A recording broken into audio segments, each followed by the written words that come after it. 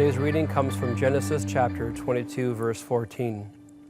On the mountain of the Lord it will be provided. Oy vey, poor Abraham. I don't know how he did it. I couldn't imagine what he must have been going through. Now I want you to think about this. He waited 100 years to have an heir born to him.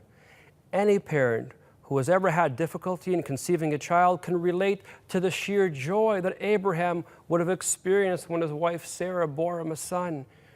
You know, sometimes we read the Bible stories, it fails to register in our minds that these were real people, not just ancient biblical characters. Abraham would have worked closely with his boy Isaac out in the fields, passing on the trade of what he had learned to his son. Now, first, God asked Abraham to leave his country and his father, and now God was asking Abraham to make the most difficult choice any parent could ever imagine. The Lord told Abraham to sacrifice his son. The incredible part of the story is that the text doesn't give any indication that Abraham, again, didn't even hesitate. He simply obeyed. And in his obedience, God blessed Abraham by providing a substitute sacrifice.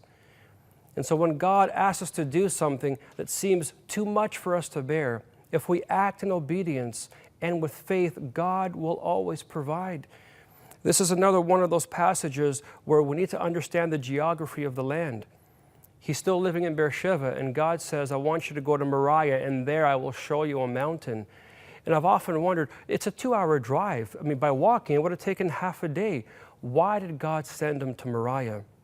Because it was at Moriah where he was about to plunge the knife that God provided a substitutionary sacrifice.